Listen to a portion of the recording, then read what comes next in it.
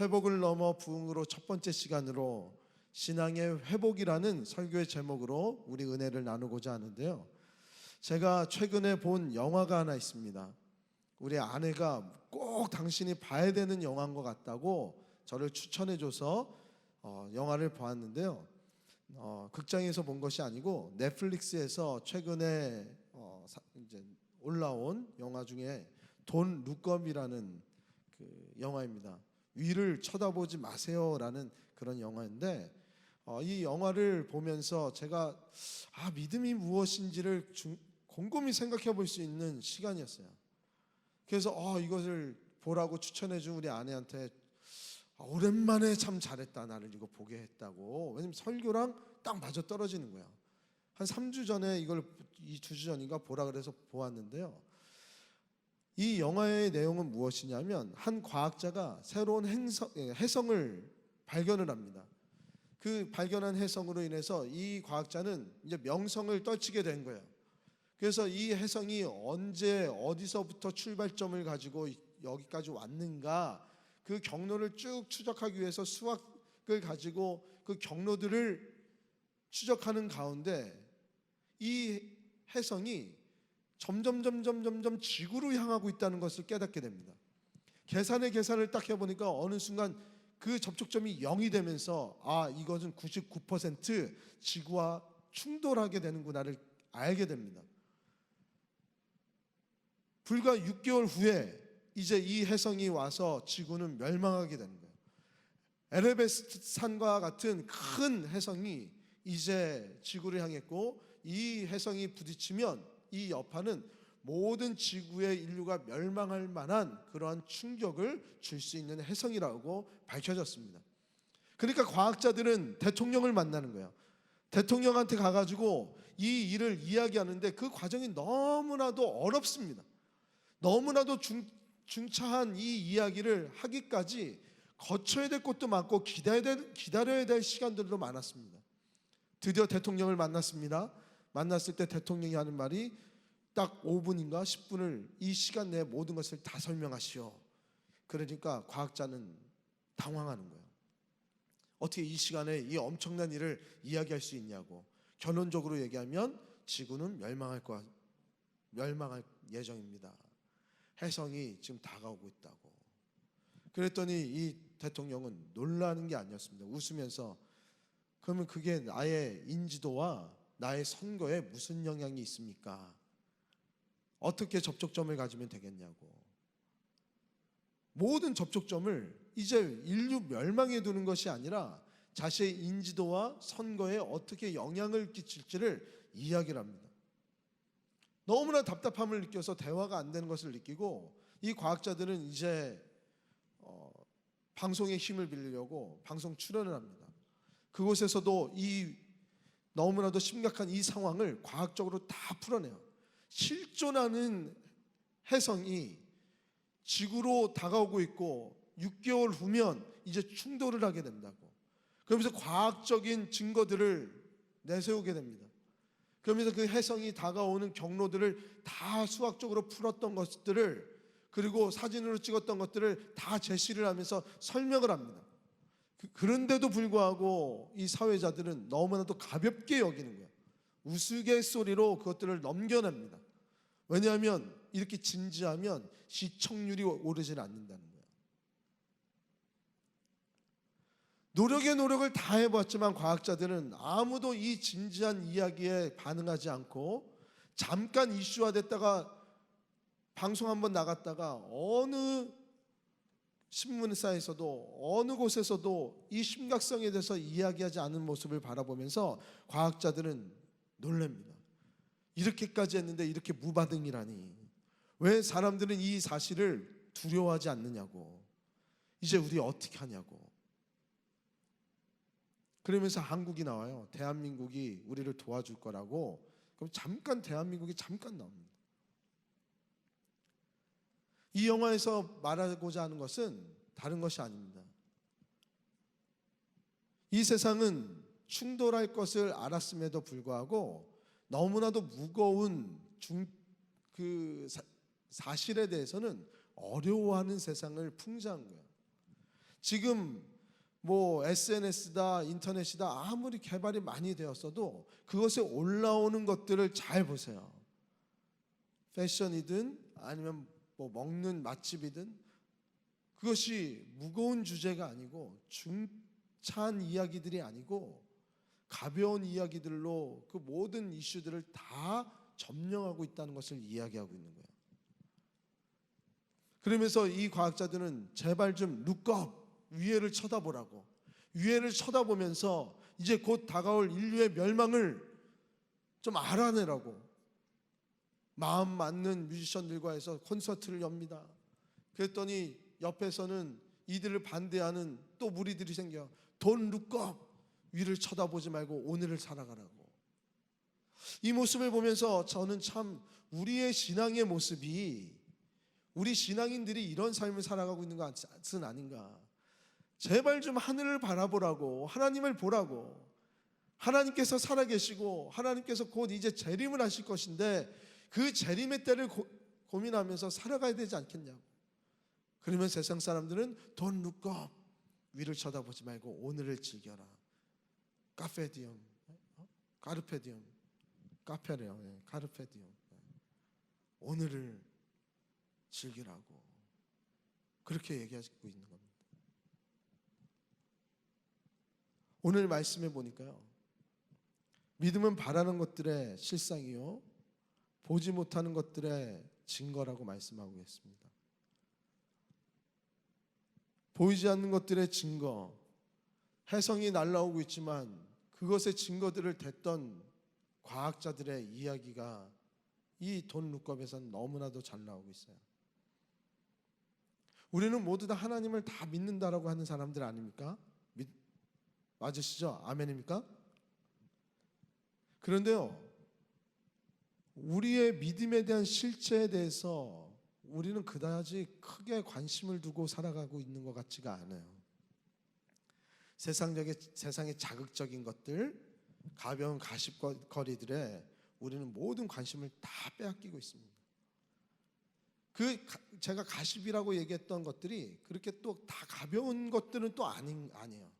무거운 우리의 삶의 짐이 될 수도 있고요, 심각한 도덕적인 문제의 결함이 될 수도 있고요, 분열을 시킬 수 있을 만한 많은 것들이 그 가십의 거리에 다 포함되어 있습니다.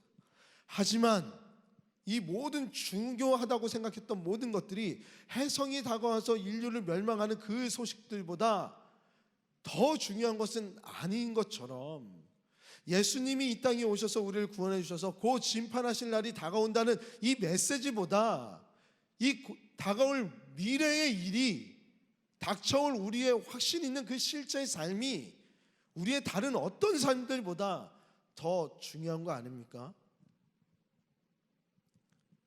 저는 우리 성도님들에게 지금 믿음을 이야기하면서 당장 내일 종말이 올 것이라고 종말론적인 그런 사고를 가지고 살아가라 얘기하는 것이 아닙니다. 믿는 자라면 믿는 자답게 그 실체를 알고 그 실체를 아는 자답게 오늘 살아가자는 거예요.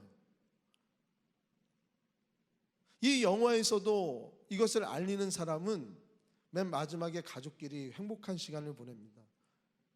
해성이 다가오고 이제 부딪히기 일보 직전에 가족들이 다 이혼을 했고 아파했던 모든 가족들이 다 모여요.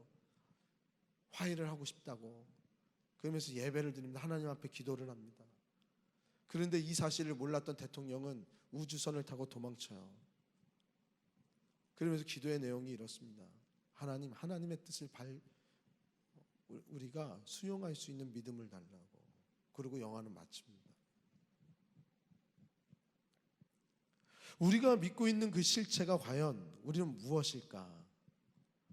우리 성도님들은 지금 하나님을 믿고 계시는데 하나님의 실체에 대해서 믿으십니까?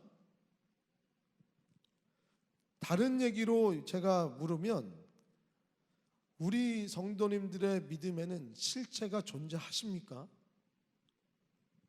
하나님을 믿는다 그러면서 우리는 하나님에 대한 생각을 예배를 드리고 나서 돌아가는 그 순간부터, 예배당 나서는 그 문을 여는 순간들부터 우리는 또 다른 세상의 가시밭거리들에 우리의 눈이 팔려서 하나님이 없는 사람과 믿지 않는 사람과 하나님이 있다라고 믿는 사람과 똑같은 삶을 살아가면서 혜성이 점점 다가옴에도 불구하고 그냥 웃고 떠들고 아무 생각 없이 살아가는 우리의 믿음 생활은 아니냐는 거예요.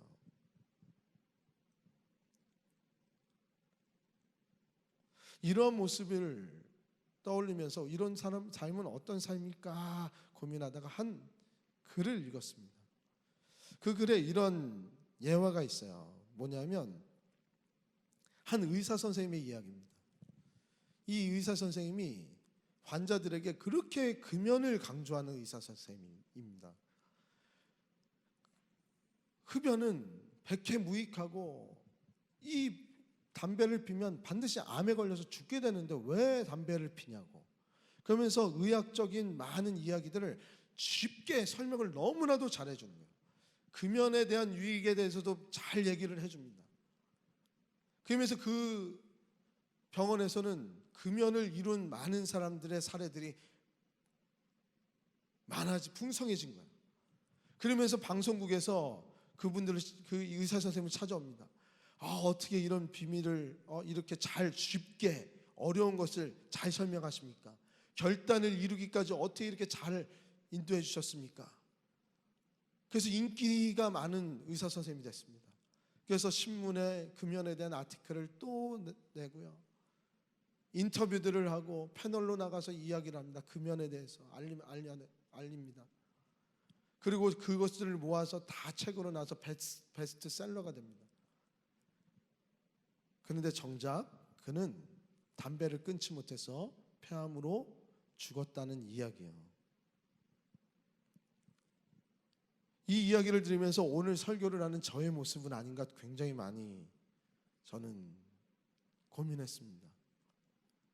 하나님에 대한 믿음에 대해서 이야기를 하면서 정작 하나님의 실체에 대해서 믿지도 못하고 그 실체에 대해서 확신도 못하는 담임 목사가, 목회자가 많은 사람들에게 생명의 길을 인도한다고 메시지를 전하면서 그렇게 살지 못하고 쇼업으로 나의 인기로 부흥으로만 살아가고 있는 나의 모습은 여기서 발견되어지고 있는 것은 아닌가. 정작 하나님의 영향력은 하나님은 있다라고 믿고 있지만 그 영향력이 당장 나에게 미쳐지진 않으니까 6개월 뒤에 멸망하니까 아직 6개월의 시간 동안 누군가는 이거를 해결하겠지라는 막연한 바람이 우리의 믿음이 돼서 살아가고 있는 목회자는 아닌가. 제가 하나님과 저의 관계를 제일 진지하게 고민했던 때가 신학생 시기였습니다. 그때는 이제 아이도 첫째도 태어나고 둘째도 태어나고 아이들 손이 많이 가는 때였어요. 그렇다고 제가 그렇게 살가운 남편은 아니었어 가지고 공부한다고 맨날 도시락 2개 싸들고 도서관에 가고 밤늦게 돌아오고 그랬을 때요.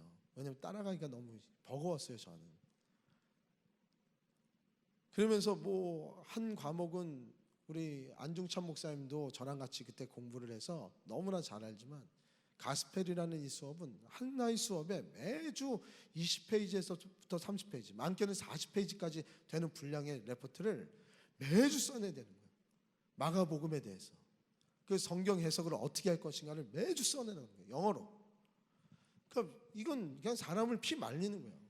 나는 좋은 목회자가 되기 위해서 신학을 하는데 점점 성적을 위해서 말씀을 보기 시작하고요.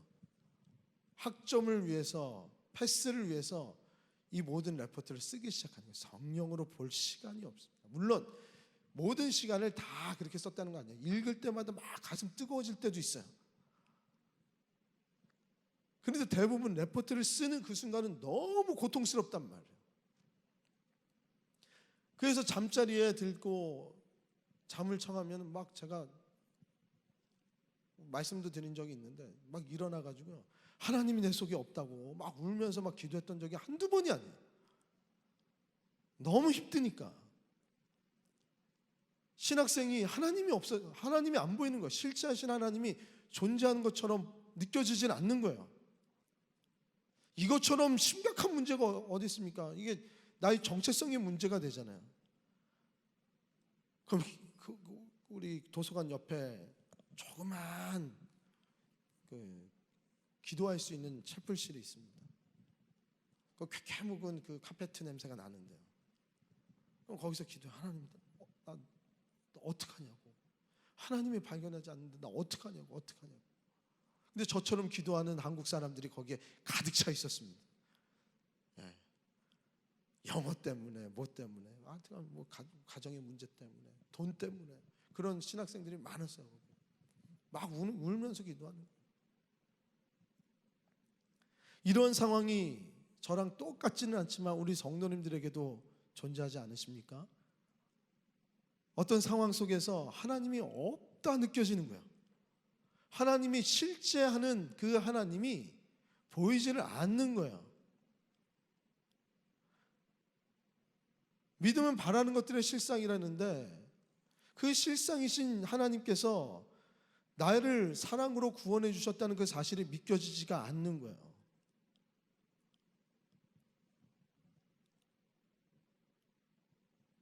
근데 저는 여기서 그런 마음이 드신 분들은 저는 소망이 있다라고 보는 사람입니다.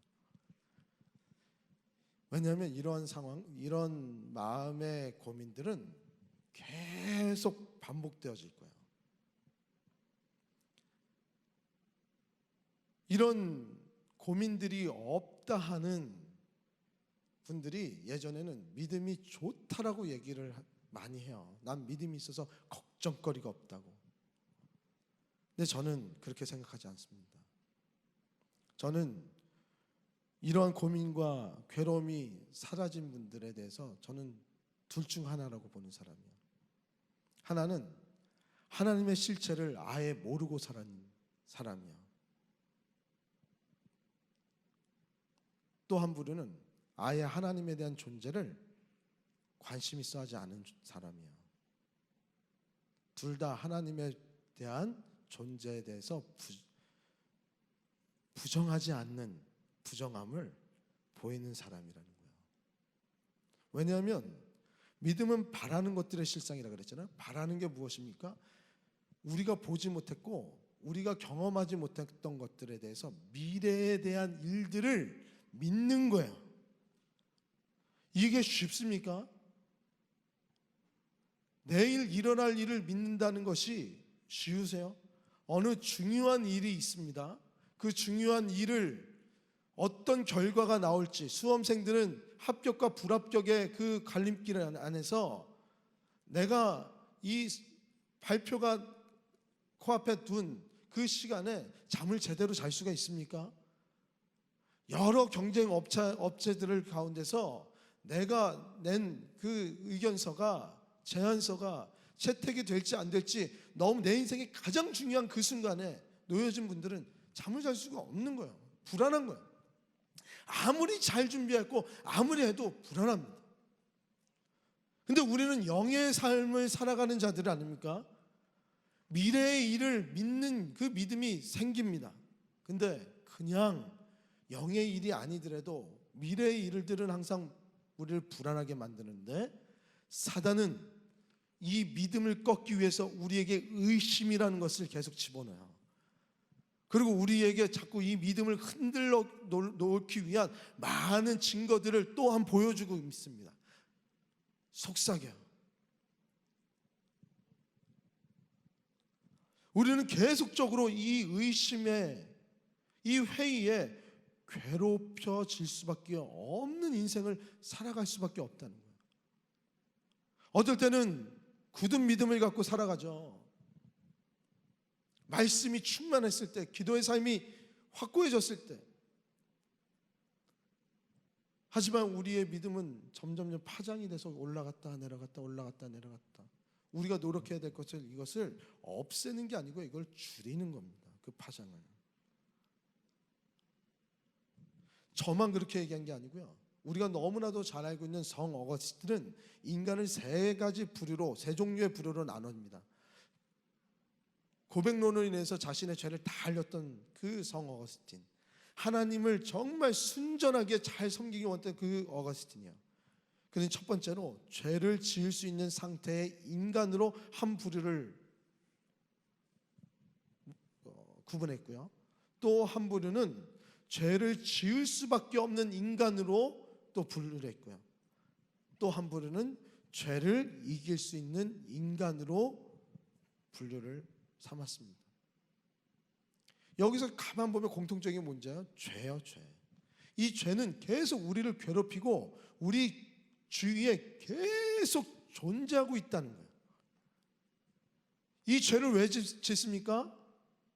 실체하신 하나님을 의심하니까, 실존하는 하나님에 대한 그 인격체로서의 하나님을, 그 부분에 대해서는 우리가 망각하니까 죄를 짓는 거 아니에요? 우리는 계속 의심할 수밖에 없어요. 근데 실제 하시는 하나님 안에서 우리는 이 죄를 범할 수밖에 없는 인간들을, 그 연약함을 얘기한 이 성 어거스틴은 이것으로 끝나는 것이 아니라 이렇게 우리는 죄에 노출이 매번 되어 있다라고 얘기하면서 늘 죄는 강력하게 우리의 믿음을 공격하여 우리를 쓰러지게 만든다고 얘기합니다. 그러면서 어거스틴은 이렇게 얘기해요. 죄에서 이길 수 있는 방법은 단 한 가지라고. 내가 승리하는 게 아니라 내 안에 실존하시는 예수님께서 싸워주셔서 승리한다라고 말씀하십니다. 이것이 우리의 믿음에 있는 사람의 모습이에요.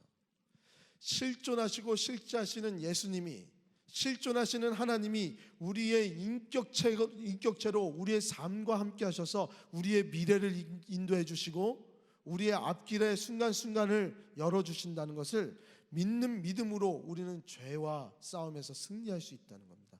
믿으십니까? 잘 안 믿어지세요?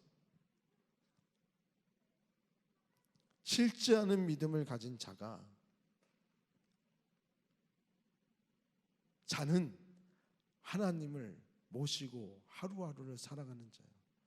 싸움의 순간에도 인격체신 하나님이 내 마음속에 있다면 부부 싸움에서도 서로 존중함이 있을 수밖에 없죠. 용서가 있을 수밖에 없죠.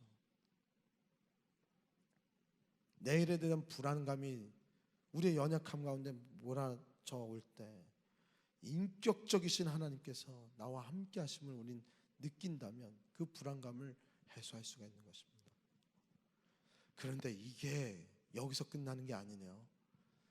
실존하는 하나님을 모시고 사는 자들은 어떤 삶을 살아갈 수 있냐? 삶의 흔적을 남기게 됩니다. 자동차가, 오늘 제가 시동을 걸어서 집에서부터 제가 우리 교회까지 차를 몰고 왔습니다. 차를 이렇게 몰고 오면 어떤 흔적이 남을까요? 탄소 레코드를 발생하게 됩니다. 탄소가 그만큼 배출이 돼서 그 증거들을 남겨요.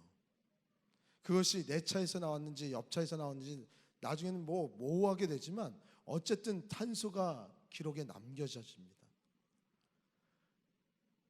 혜성이 실존하는 것들은 늘 그 뒤에 흔적들을 남기기 마련이라는 사실이에요.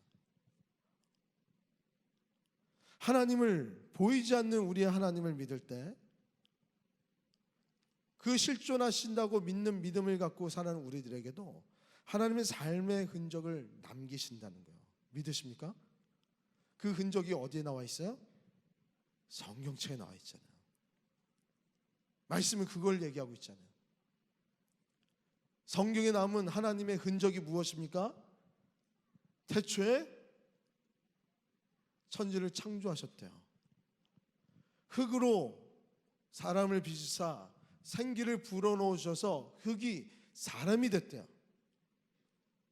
출애굽의 사건에서 우리가 보니까 장자를 하나님께서 장자들만 하나님이 죽이셨대요. 문설주에 그 어린 양의 피를 바르지 아니한 모든 집안의 장자들은. 홍해가 가로막았을 때 하나님이 믿음의 사람들을 구원하기 위해서 하나님은 홍해를 갈라주셨습니다.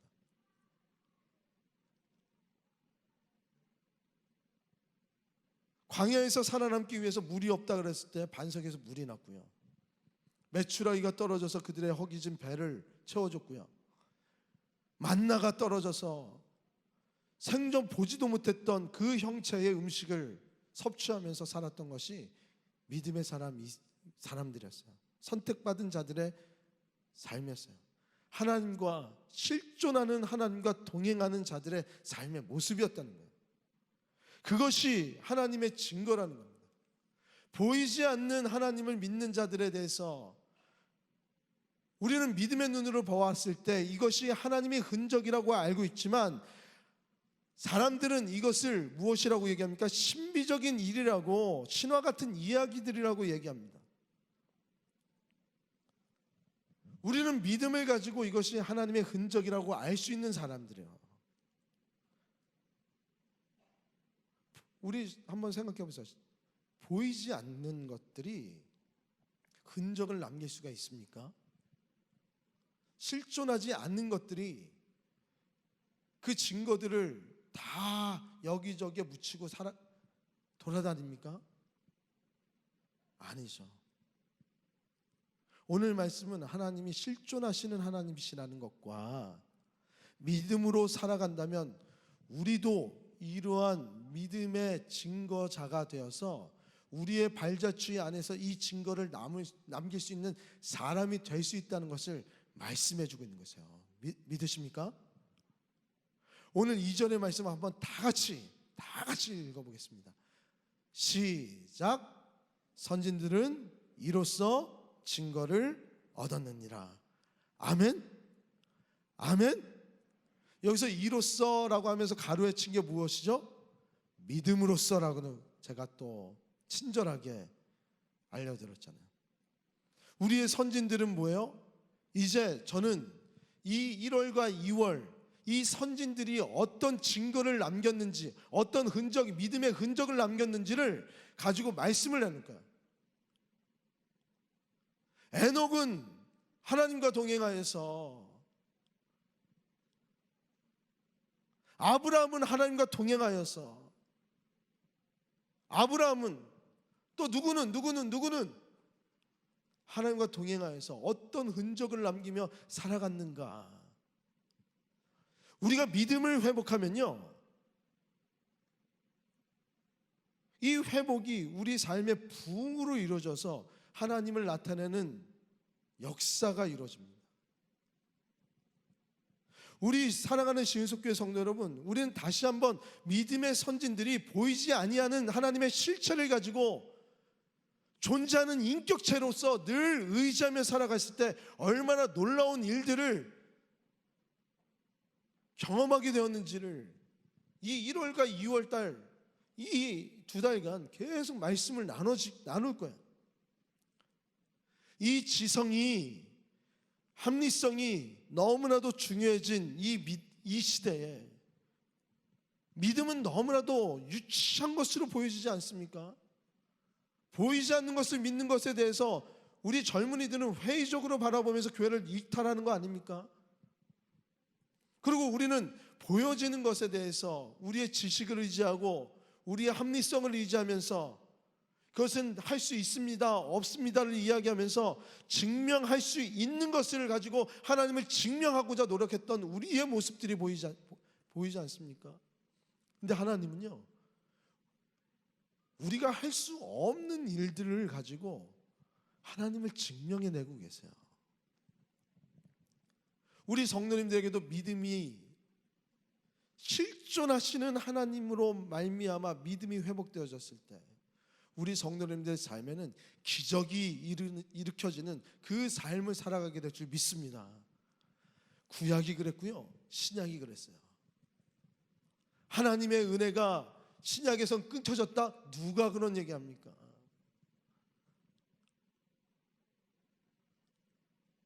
하나님의 은혜는 주님이 오실 그날까지, 다시 재림하실 그날까지 우리를 풍성하게 해주시는 거예요. 믿는 자들의 삶, 믿음이 회복되어지는 자는 회복을 넘어 부흥의 기록을 하루 증거로 남기며 살아갈 수 있는 삶이 되어서 우리의 지난 날을 살펴보면 그것으로 감사할 수밖에 없고, 이것은 다 모든 것을 하나님이 하셨습니다 라고 영광을 돌릴 수밖에 없다는 거예요. 그래서 저는 2022년에 우리 모든 성도님들이 이제 하나님의 손에 이끌려서 이제 회복만을 급급하게 하나님 저 회복시켜주세요, 회복시켜주세요로 끝나는 것이 아니라 회복을 넘어서 부흥의 증거가 되어 부흥을 경험하는 삶의 기록을 남기시는 성도님이 되기를 주님의 이름으로 축복하는 것입니다. 아멘. 저는 이번 송구영신 예배 때 이 예배를 통해서 비전 선포를 했어요.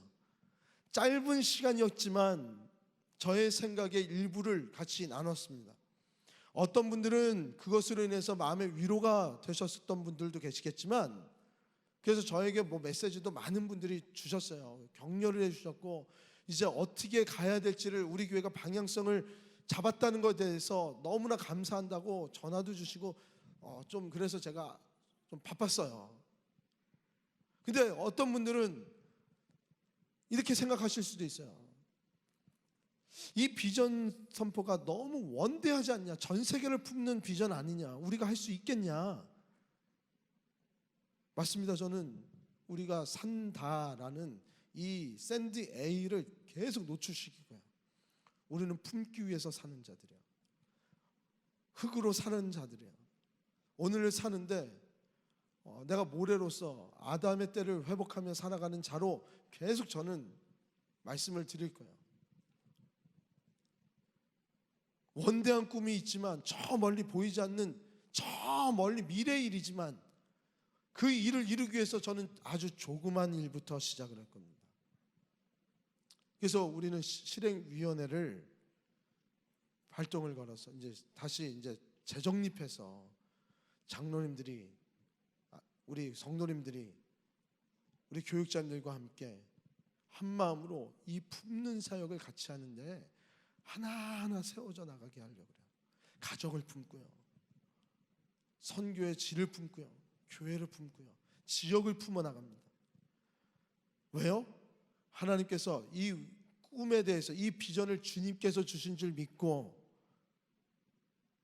여리고로 가는 그 길목 안에서 강도 만난 한 사람을 만났을 때에 우리가 그들을 돌봐주면서 품어줘야 되는 그 사명이 우리에게 있음을 알면서 그 안에서 우리는 노력합니다. 한 발 한 발 나갈 때 하나님께서는 이 인류에 주님의 이름으로 모든 일들을 다 충만케 하실 것을 우리는 믿기 때문에 이 일을 시작한 것입니다. 아멘? 아멘? 별로 노아멘? 네. 아멘? 우리 시은속교는요, 은혜가 베풀어지는 곳입니다. 은혜가 베풀어 주시는 곳이 어떤 것입니까? 은혜로 죄인들을 품어주는 곳이에요.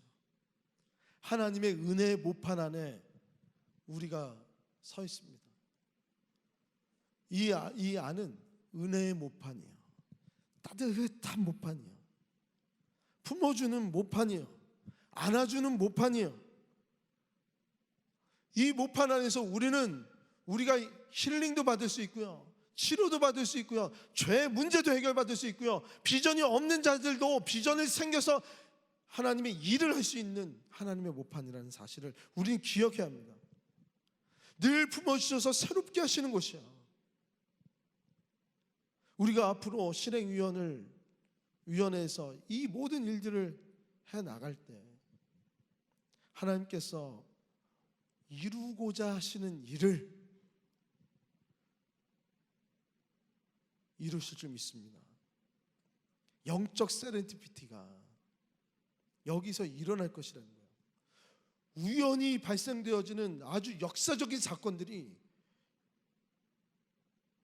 인류에서도 너무나도 많이 일어나는데 믿음의 사람들에게는 그러한 증거를, 영적 세렌디피티를 허락해 주신다는 거예요. 원대한 일을 품어나가는 우리, 이제 새로운 미래를 2022년부터 말씀에 믿음을 품고 도약의 시기로 한 발 한 발 나아가는, 그래서 함께 믿음의 씨를 품어주고 이 씨를 심어나가는 우리 성도님 되어주시기를 주님의 이름으로 축복합니다. 그럴 때 기적이 일어날 줄 믿습니다.